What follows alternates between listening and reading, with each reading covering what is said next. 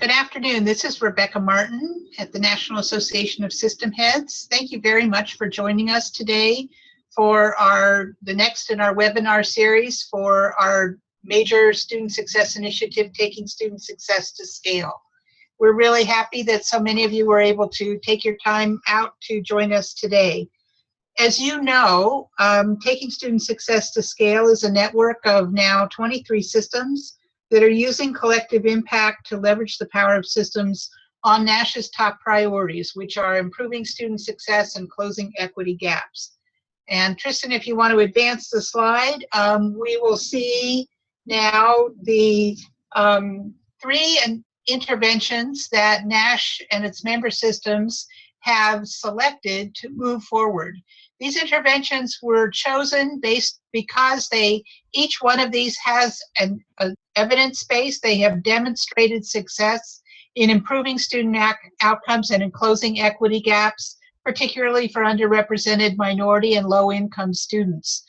They are also being scaled up in at least one of our systems, so we've got great role models to share and opportunities to build this initiative across the country.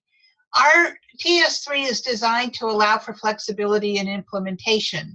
And so, for example, in guided pathways using predictive analytics, we're not suggesting a specific approach.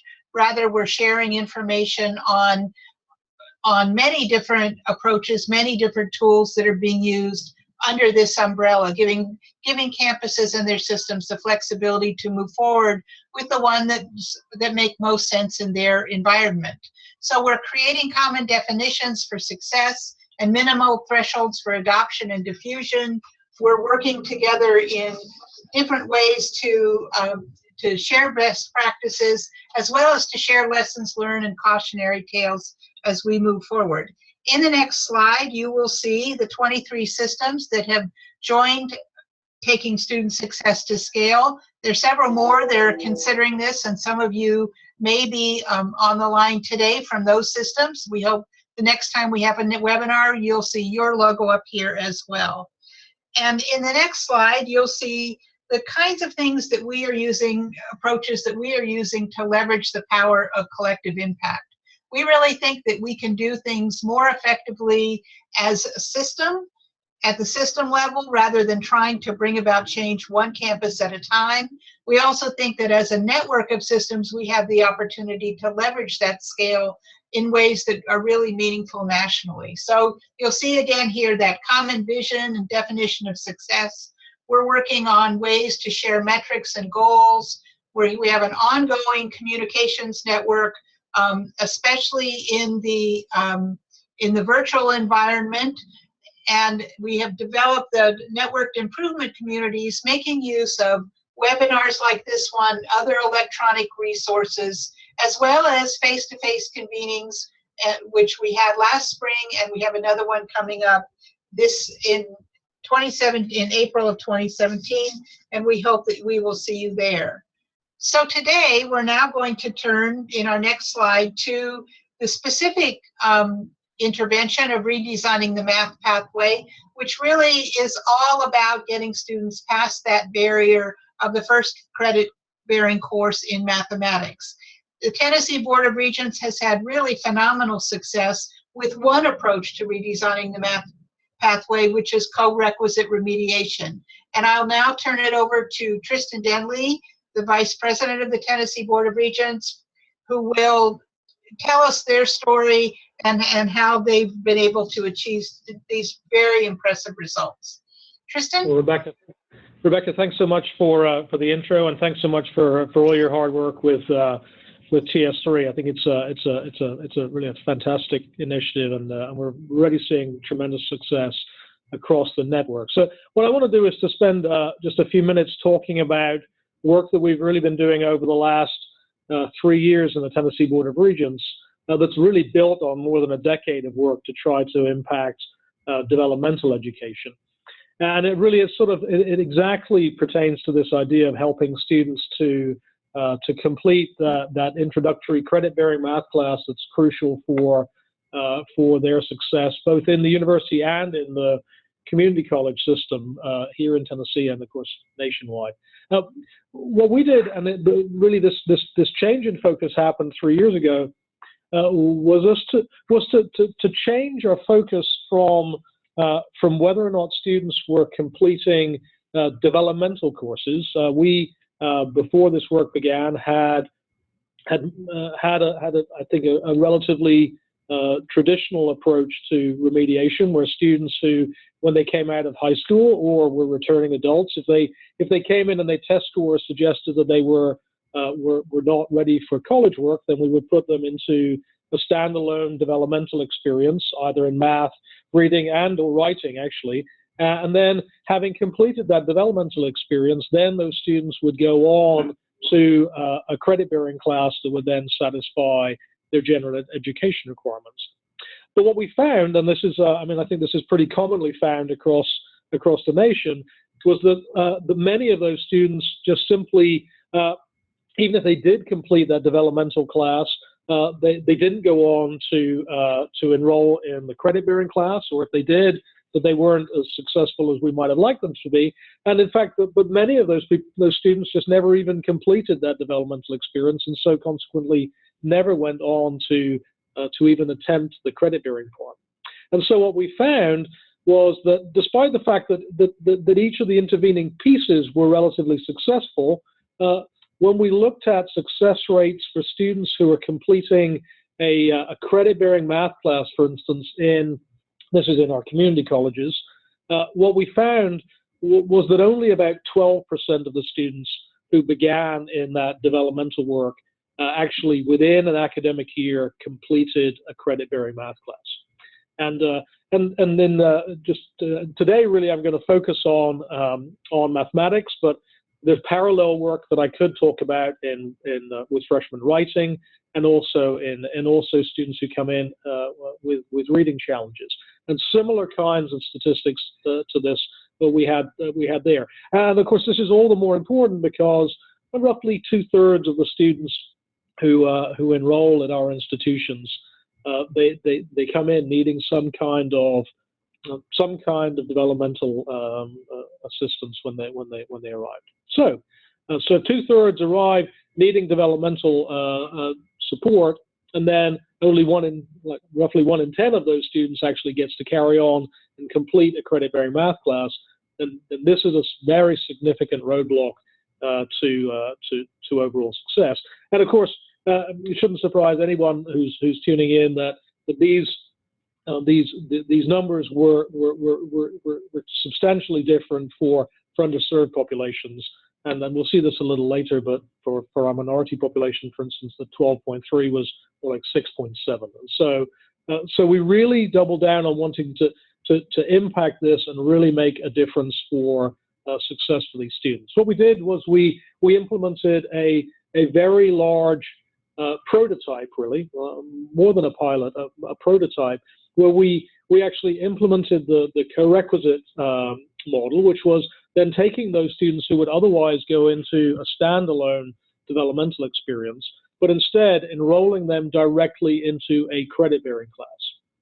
Enrolling those students directly into a credit-bearing class, but also requiring them to attend an extra supplementary experience. So what we call the Co-Requisite experience, so a support experience, a support class that enables those students to be much more successful in that credit-bearing class. It's the same credit-bearing class that everybody else is taking. So as I say, we put in place this very large-scale pilot that involves roughly 1,000 students, and we spread those 1,000 students across our community colleges to really make sure that as we examine the results of this pilot, that we really could see whether this new technique really would work for all of our students, to make sure that this wasn't, let's say, a phenomenon for a big school or a little school or an urban school or a rural school, that none of that that we really wanted to make sure that this really was a pedagogy that would be effective for all of our students. And what we found was extraordinarily encouraging. That so the chart I'm now showing you are the results from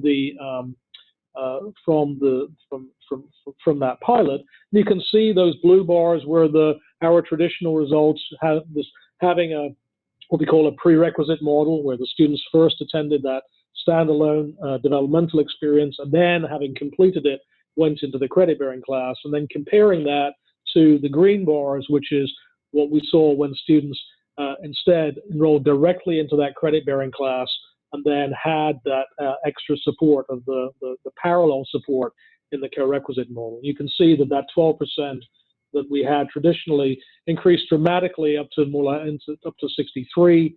And you can see, and I think this is the huge takeaway for us, was that success was not only limited to those students who are kind of right there on the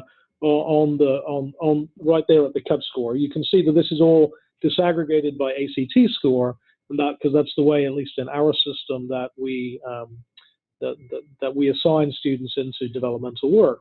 But you can see students all the way across the ACT spectrum did substantially better, just night and day, better than they ever did in the traditional approach.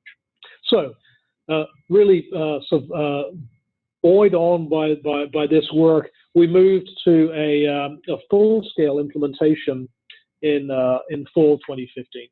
So in fall 2015 and subsequent semesters, we now have moved to this co-requisite approach being applied both in our universities and our community colleges for all students who need developmental support. So every student coming into our system who would otherwise have been placed into a developmental class is now enrolled for mathematics and directly into a credit-bearing math class, in English directly into a freshman writing class. And if they need assistance in reading, then they're enrolled in a credit-bearing reading intensive class that then also is twinned up with that co-requisite reading assistance. All right, so let me first of all, before I share the details, talk about how it would be that we would make that kind of transformation, because I think that also is important. As we introduced this pilot work, it was really important as we created that pilot to enable faculty to really ask the crucial questions about how will we know that this is really working. You can imagine that as we talked about enrolling students, especially students who came in particularly poorly prepared, talked about enrolling them directly into a credit-bearing class, that there was some trepidation and also some skepticism about whether or not those students really could be successful. And you can well imagine that there were concerns about whether returning adults might, for instance, having not been in education for some time, could they really return and go straight into that credit-bearing material. All of those things were, I think, completely valid concerns, and so we deliberately created that large-scale pilot to be able to answer those questions, to be able to really know, is it really the case that those concerns are well-founded, or is it in fact the case that in practice these students are able and in fact are able to flourish in this new pedagogy. It was also the case that we didn't use a sort of a top-down approach to the structure of this. And so instead, what we said to our schools were that, yes, the basic structure of this new model is that students would be enrolled directly into that credit-bearing class, and that there would be this required and aligned supplementary instruction experience that would enable those students to be able to do well in the credit-bearing class. But what we did not do is say to the school, and this is exactly what that other experience looks like. We didn't say, and that other experience has to be taught by this instructor or the same instructor, or that it needs to be arranged in precisely this way, or any of those things. Instead, we created that broad framework, but then allowed institutions to have the flexibility to decide exactly how that would be implemented on their particular campus. And this has actually had some significant advantages because, as you can see, would imagine across the system, we have had some considerable variation about the way that the model has been implemented. And now we are beginning to see that some of those models are producing results that are even better than others. And so being able to see that whether there are some particular features which really are leading to better results than might otherwise be expected. So let me go on and share now the the full-scale results. And this is across our entire system. And then for those of you who don't know the system here in Tennessee, so we're 13 community colleges and 6 universities, roughly 200,000 students. And so you can imagine that there's something like 20,000 students who are showing the data for in these slides. So this is the full-scale implementation. So you can see that here in the the blue bars were those the traditional numbers, and then the green bars are the full implementation in the fall, just the fall alone, and then the yellow is what happens when those students who were unsuccessful in the fall also then came back and tried again in the spring. And you can see that that altogether there were about 7,000 students who were involved in all of that work. You can see that we began there with that success rate overall of about 12%, but now at that full-scale implementation, we moved that up to 55. Didn't quite reach the 60-something that we had in the pilot. I think probably we all know it's very often very difficult to exactly realize at scale what one might realize in a smaller pilot, but still to increase fourfold in the way that we did. And again, you can see that those increases were all across the board, not only for those students towards the top end of that ACT band, but all the way down. Even the students who came in with ACT scores below 14 were still passing. 1 in 3 of them was still passing that class. Now 1 in 3 is 1 in 3, but you can see it compares dramatically with the 2.7% that we had using the traditional model. As I've mentioned, we did do this work with math, reading, and with writing. And so, for instance, the writing scores, our traditional metric would have meant that about 30% of students successfully completed that first writing class in the old model. We doubled that. So now more than 60% of the students were actually passing that credit-bearing freshman writing class, and actually within that first semester. So it's tremendous gains. We did do this work both in the university and in the community college sector. So let me share the university data too, so that you can see what that might look like. So in our university sector, things were just a little different. That actually some years ago, our legislature had, by statute, said that none of the universities were allowed to teach a standalone developmental experience. And so those I don't know what color that is really. That's the purple bar that we have there. Those are exactly that. These are the results of when those students who came in with those low ACT subscores in mathematics, that they went directly into a credit-bearing class. But as you can see, when we add now this required and intentional supplementary support that exists in the co-requisite model, that the results that we get are even better again. That now we've moved from that success rate of roughly 60% right up to 75%. So it's a pretty substantial gain. And that's the difference. Sometimes people are curious, well, does that supplementary support, does it really make a difference? Or is it just about somehow enrolling the students into the credit-bearing class? And you can see that that's the difference. The purple bars are what happens just by enrolling students into the credit-bearing class. The 75%, that increase of 15 percentage points comes by adding that intentional and aligned and required supplementary support that comes in the co-requisite model. All right, so that's the sort of the baseline data. Let me sort of double down on that question about, well, does this really work for all students, or is it really only for a particular subset? The reason for us disaggregating by ACT score in the way that we did is because we really wanted to see whether it really was the case that this only worked for perhaps for better performing students or students that were close to the cut score, or whether it really is an effective pedagogy for all students across the preparation spectrum. And I think you can see from the results that we have settled that it really is a substantially better pedagogy for for students all across the preparation spectrum. But it was still the case that our faculty were still very concerned to make sure that this new approach really would work for students across many subpopulations. So let me share some of that. So this is results for our minority students, our underrepresented minority students. You can see I'd alluded to this statistic earlier, that our traditional model produced a success rate of about 6.7% of students minority students who began in a developmental class and then within that academic year completed that credit-bearing math class. You can see that 6.7 has increased up to 47.3. So just really an astonishing increase. And again, this is the first year out, so we expect this still to increase yet more.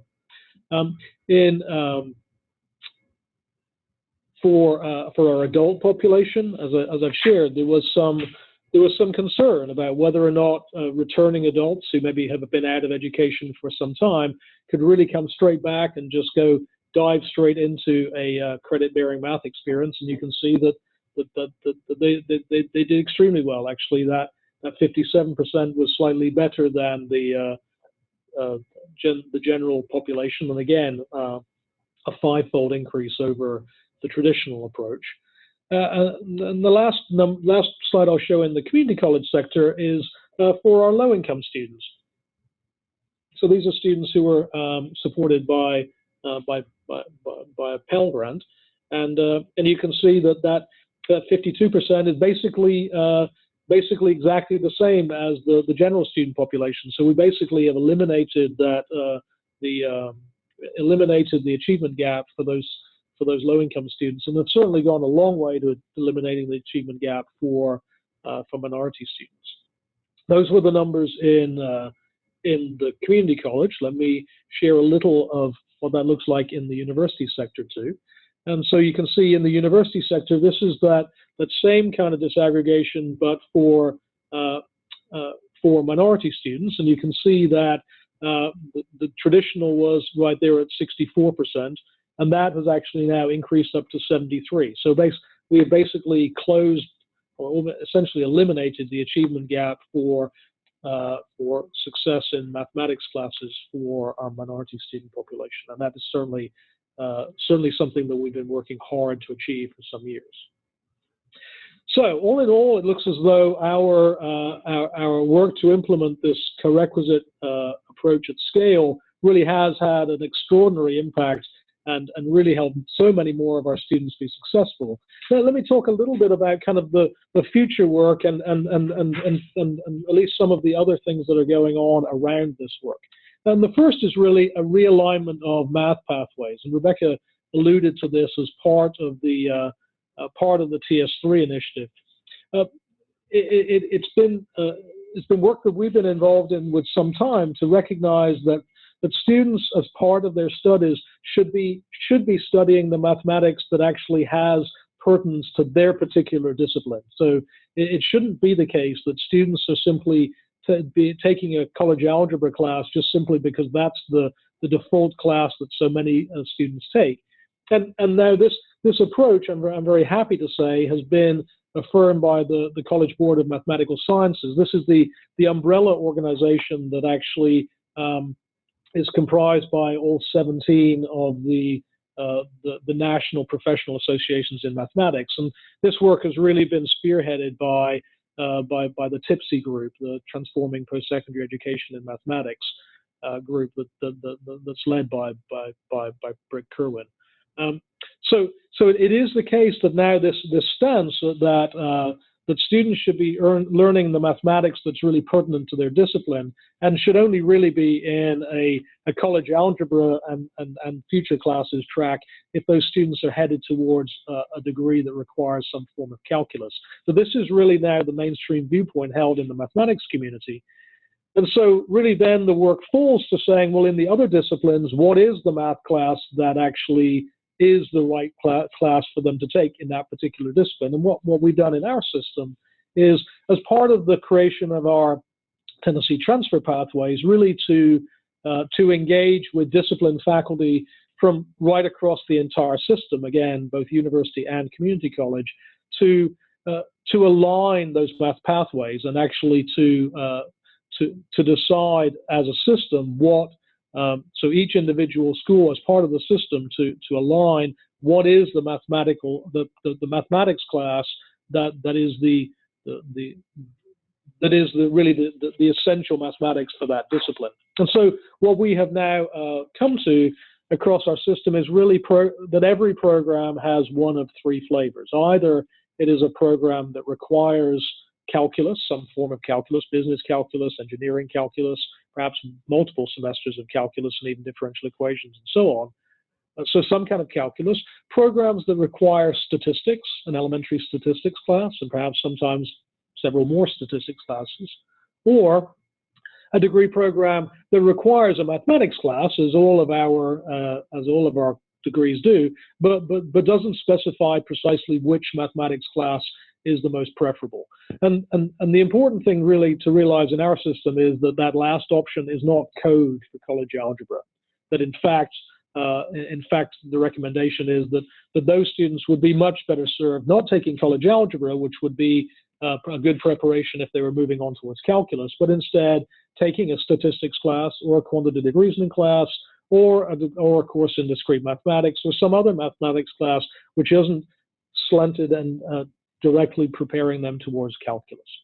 So what we've seen is a tremendous realignment in the mathematics classes that students are taking. And this is especially pronounced, as you might imagine, in the introduction of this co-requisite approach. So let me show you what that looks like. It is now the case that most of those students who are taking that co-requisite approach are now taking statistics, where my suspicion is that in many of your systems you would see the vast majority of students taking some form of college algebra or pre-calculus or something like that. You can still see that there's still a good slice of students who are in that bridge to algebra, and in other words, students who are beginning along a journey towards passing a calculus class. But you can also see that many of those students are taking quantitative reasoning, and I see a little typo there. We're not talking about a quiet and humble kind of mathematics, but discrete, D-I-S-C-R-E-T-E, discrete mathematics, which in our system is one of the courses that students take along the pathway to a business degree.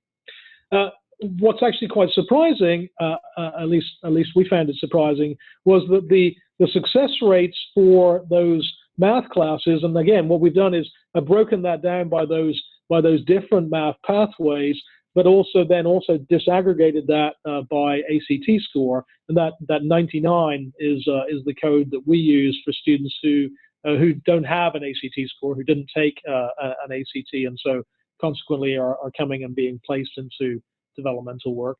You can see that it doesn't vary very much by math class within that ACT cluster. And I think that we found this quite surprising, that students who are taking a statistics class or an algebra-based class or quantitative reasoning, they still are being relatively successful and similarly successful. But what's important, and it's extraordinarily important, we think, is that they're not taking this class because it's easier or harder. They're taking this class because it is the material which is the most pertinent to their study, to their discipline. All right, so let me talk a little bit more about some other data points that we have surrounding this model before I close out and really turn to any questions that you might have. The first is really around just the implementation challenge. As you might imagine, this change to move to a place where now every student is enrolled directly into a credit-bearing mathematics class, and then those students who have developmental needs are also enrolled in a developmental class, that co-requisite experience that goes alongside it. You can see that now those students, it's now the case that we have to offer many, many more sections of that credit-bearing math class. And so that's the big change that we had to implement in our system. We had every student who was enrolled in a developmental experience before, in the new model, is still enrolled in that developmental experience. The new thing is that they are also enrolled directly into or simultaneously in that credit-bearing class. So of course it's the case that we have to teach many more classes. In that sense, the instructional cost will increase. But it's also the case that, of course, those students are paying tuition for those classes. And so that covers the revenue challenge of the institution. What we found was much more important, and this was joint work that we did with the team at the Community College Research Center. They did a very careful actuarial analysis of how much it actually costs per successful student. And that, it seems, is a very important measure. So as we take that instructional cost and think of it as an institutional investment in each student's education, we wanted to see, well, what's the cost per success? What's the cost per student who is successfully completing a mathematics class in that first year? And you can see that using the co-requisite model, that cost per success is literally cut in half, which, given the fact that I'm sure everyone tuning in today is really committed to trying to understand and control the cost and price of higher education, this is an extremely important finding to find. It's also the case that now here we are a year later, and so we can begin to look at things like full-to-full retention and also numbers of student credit hours that were earned. This is what that looked like in our university sector, that are those students who were in their first year at universities who went through this co-requisite model. You can see that the retention rate for those students increased pretty dramatically, so an 8% increase in their full-to-full retention. And you can see that also, even though it's the case that we were able to significantly expand the proportion of students who were being successful, it was also the case that the number of credit hours that overall those students earned still stayed relatively flat. So even though we were able to significantly increase that population of students, we were still able to help to enable those students to be just as successful across their full academic curriculum, all of the courses that they were taking. Same kind of picture was true in the community colleges. That you can see a very significant increase in full-to-full retention for those students who were going through that co-requisite model. And also you can see that the student credit hours that those students earned over that academic year actually increased by a good full 3 student credit hours over the year on average. And in fact, so the numbers that I'm quoting here really just include all of the credits that those students earned. And so in the traditional model, of course, many of those students were also taking further developmental classes, whereas in the green bar, other than that 3 hours that student is taking as that support class, that's all that's in there. That's on the credits that don't count towards the degree side. So a very significant increase on the earned student credit hours side. So something to what's guiding us in future work then to close out. So we've really begun to study very hard how academic mindset, how this non-cognitive aspects of a student's education can impact their ability to be able to be successful in these and other kinds of experiences. And so what we did last year was we gave a very large-scale academic mindset survey to the students who are going through this co-requisite experience. And we had roughly 6,000 students who responded to that survey. It was about an 80-question collection on the questionnaire, and really covered a vast array of different facets of non-cognitive and academic mindset. And what we found is this: that the aspects that were the most influential to students' overall success, and I'll share with you in just a second what kinds of things we looked at, were exactly these things. That it was extraordinarily important that students perceive the purpose of the coursework that they were studying, that they really could see the connection between the coursework that they were doing and their overall educational objectives in the particular program that they're enrolled in. That they felt connected to the institution, that they really felt that they belonged there, that they felt part of the community, that they could appreciate their place in what was happening, that they believed that they were capable of learning the material. So this is the aspect of growth and fixed mindset that's been so studied by Carol Dweck and others who have studied that kind of work.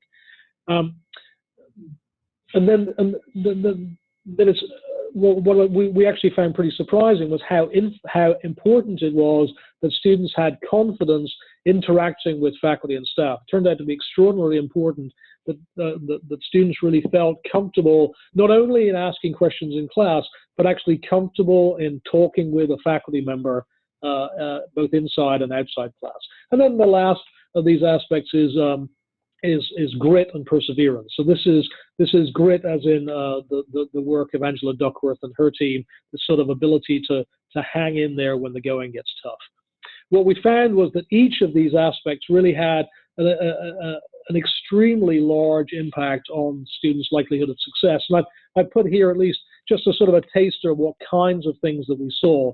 We looked at, when it comes to the success in this sense, we looked at their semester GPA, their fall to spring retention, the earned student credit hour percentage. So in other words, what percentage of the hours that the student attempted did they actually earn?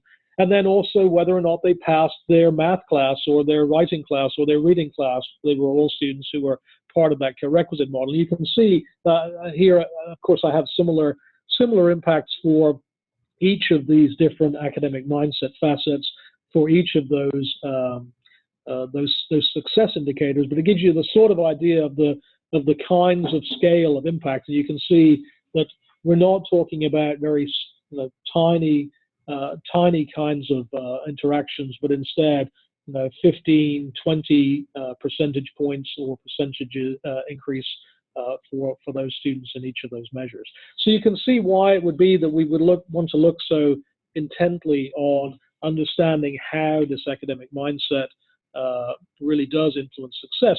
And this was also pretty much precipitated from, again, digging deeply inside the data for the co-requisite model. Here, what I'm showing you is, so that there are really four possibilities for how a student might perform in a co-requisite math class. There's two experiences. There's the co-requisite experience, for which they earn a passing grade or a failing grade, and the credit-bearing experience, again, which they could either pass or fail. So there's those four possibilities. And you can see that, overwhelmingly students are successful. You can see that those students who passed both right here, those are the students in the orange slice. And then it's possible for a student to pass the credit-bearing class but actually fail the co-requisite piece. That's that small green slice. So it is possible in the model for that to happen, although it's, as you can see, relatively uncommon. The yellow slice is the students who actually pass the co-requisite part, the support class, but unfortunately failed the credit-bearing part. Again, you can see that yellow slice is also relatively small. And so this suggests that in fact, when students really are able to be successful in that support class, the overwhelming majority of those students actually go on to also be successful in the credit-bearing experience. So this is also pretty encouraging. But you can see that blue slice, the slice where those students are unsuccessful in sort of both halves of the co-requisite experience, that's really the place where we run into to spend most of our attention to, because clearly that's the slice we would like to see decrease the most. So what we did was we wanted to go on to see what happened to those students in their other classes, and so that's the line chart to the right. You can see those students who were successful in the co-requisite experience. Those orange slice students, they actually were overwhelmingly successful in everything that they took. You can see a very high earned credit hour percentage for those students. The students who failed one or other piece, again, you can see they weren't quite as successful as those students who were in the orange segment, but clearly they failed a class, and so consequently they had a lower earned hour percentage. But you can see that they were relatively successful. Again, it's the students who were in that blue slice. You can see that those students in that blue slice, they basically earned only about 1 in 5 of the credits that they attempt, only about a 20% earned credit percentage. The reason why I want to go back to this idea of academic mindset is you can see that all of those lines, the green one is much more noisy, of course, because the sample size is so small, but for the other three lines, the orange, the yellow, and the blue, they are basically flat. Even though we've disaggregated that in this chart by ACT score, you can see that there really is essentially no visible or no evident correlation between that preparation level measured by ACT subscore and that success rate. And so it really does beg this question for a connection to some other kind of non-cognitive kind of aspects to their education. And especially this is borne out there for those students who are in that blue slice, that even the students who come in with the lowest level of preparation, they are in that blue slice no more they are being overall no more or less successful than students who are more prepared. So what we wanted to do is to dig more closely into that, and then this is really the last thing that I wanted to show you today, that despite the fact that overall those students are earning about 1 in 5 of the credits that they attempted, in fact, the vast majority of those students earned literally no student credit hours during the entirety of that first academic year.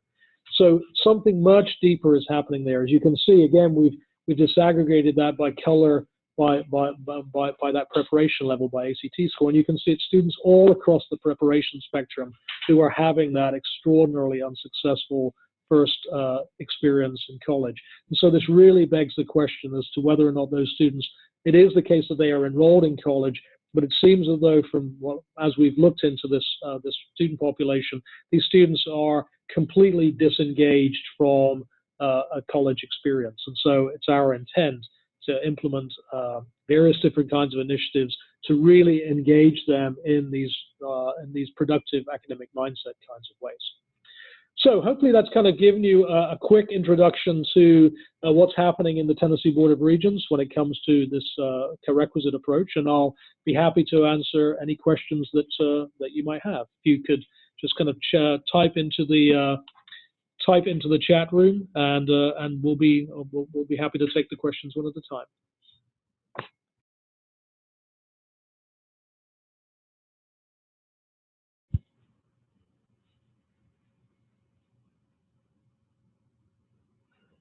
Yeah, so somebody asked whether other systems have tried the model. Yeah, so actually there's a substantial amount of work that's happening in this right now. So in the West Virginia Community College system, they have actually implemented the co-requisite approach, actually, again, in math and also in writing.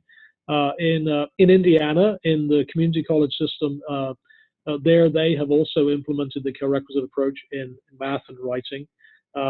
And then in the Colorado Community College system, they have also implemented this in writing. There's actually substantial amount of work across the nation that's happened in the co-requisite approach, especially in college writing. So Dr. Peter Adams from the Maryland system has pioneered the what's called the ALP program, and there's multiple schools across the nation that have implemented that. So there are a lot of different implementations that people are right now working on. I think there's about a dozen states right now that are working to implement this model at a variety of different scales. So the question: what do you say to faculty advisors who, in their courses, or subsequent about their perspectives on the effectiveness of the approach?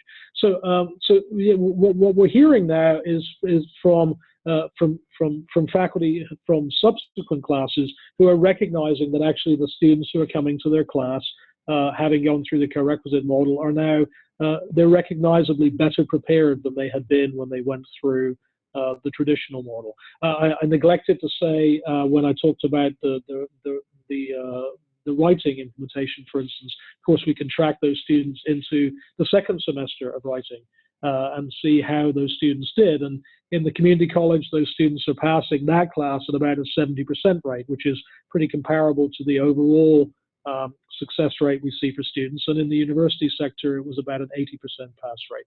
So it seems as though the students who are going through this co-requisite approach, not only are they being more successful in the sense that they're passing those classes, but it really is the case that they are taking that knowledge and then being able to transfer it into later parts of their curriculum.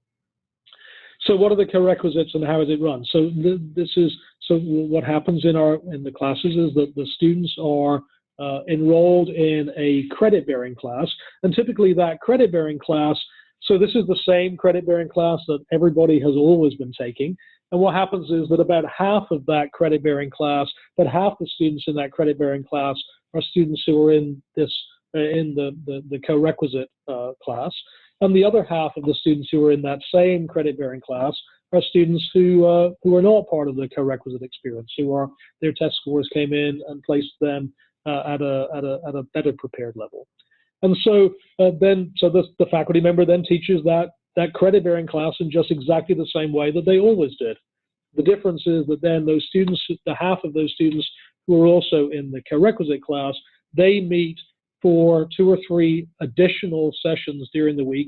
And in those 2 or 3 additional sessions, they go through a variety of experiences, sometimes using various different kinds of learning software, sometimes working on team projects, sometimes working alone with a faculty member or with some coach or tutor to work on ways in which they can better understand the concepts and the skills and the challenges that are needed to be successful in that credit-bearing class. And so, again, the implementation of that is a little different at each school, whether it's the same faculty member in those 2 parts or whether it's different, whether they use, as you can imagine, sometimes in the universities they use graduate students, or sometimes bring in the assistance of undergraduate mentors. All of that can be used, but the essential idea is that in that co-requisite piece, it's required, and it's very carefully aligned to be a support and assistance to help those students be successful in exactly that same credit-bearing class that everyone else has always been taking. So how did the co-rec students' success compare to the traditional students in the class that did not need remediation? So as you might imagine, in general, the success rates for students who were in the co-requisite class, that their average success rate is a little lower than the success rate for the general student population who went into that credit-bearing class but did not need remediation. But again, this is really to really understand this, you have to disaggregate. And so as we looked into, I think it's pretty illustrative to look on either side of this cut score. I think, as you can gather from my presentation, in our state, the cut score is right there at an ACT math score of 18. Students who had an 18 or below went into some kind of remediation. Students who had a 19 and above, they did not get that, did not have that remediation experience. In our traditional model, that had some very surprising impact. That actually, despite the fact that students who have an ACT math score of 18 and 19, despite the fact that they are really very similar indeed. Actually, if you look at ACT, they don't even distinguish between the learning outcomes for those two scores. Despite that, if you turn the clock forward a year, in our system, students who had a 19 were twice as likely to have passed a credit-bearing math class than those students who had an 18. And this was, of course, completely bound up because of the structure of those students who had an 18 having to first navigate their way through a developmental course and then move on into the credit-bearing class. If you now compare that to what we have in this new implementation using the co-requisite, in fact, now the students who have an 18 are more successful than students who have an ACT score of 19 or 20 or 21. And so what we can see is that actually the support that those students who have an 18 are receiving, actually, you can see right there the fact that they really are benefiting tremendously from having that support. And really it begs the question as to whether or not we should in the future be investigating how we might be able to give similar kinds of support to students who are just kind of on the other side of that cut score. So it's a great question, and I think it really sort of puts a finger on some work which is clearly still in progress.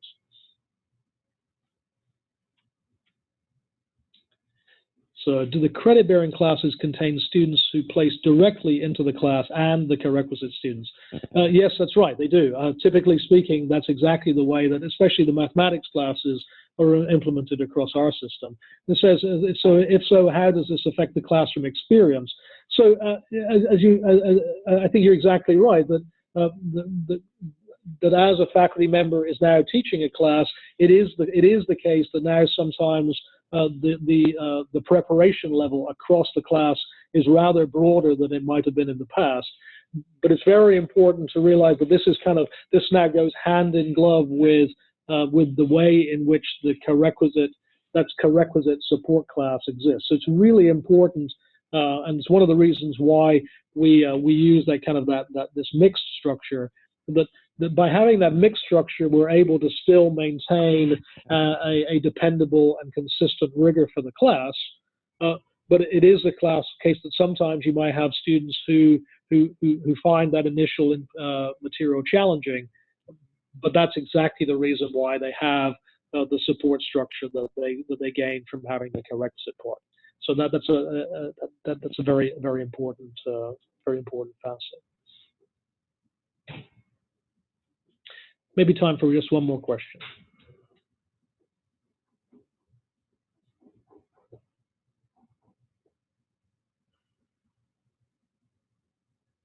All right. Well, if there are no fewer questions, of course, it's the case that we would certainly welcome any questions that you might have. If you just, I think my contact information is in the information you received, and I'd be happy to email me or contact us, that we can try to get you answers to any questions you might have. And I'd be happy to hand back to Rebecca to just close us up.